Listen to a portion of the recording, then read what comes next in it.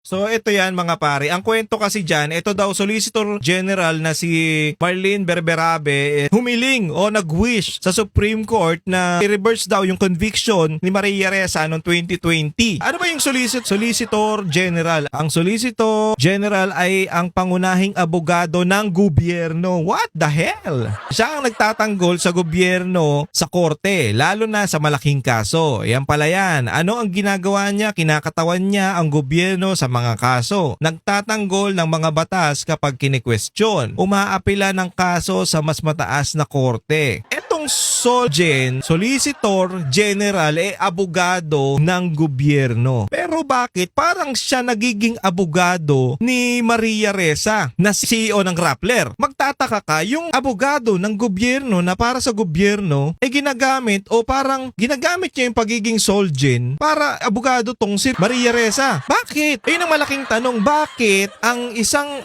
abogado ng gobyerno pinapagtanggol itong isang yung CEO ng Rappler? So bakit nangingialam yung tao ng gobyerno o abogado ng gobyerno pagdating dito sa kaso niya? Solgen yan eh. Hindi yan pwedeng mangialam sa kaso isang private citizen.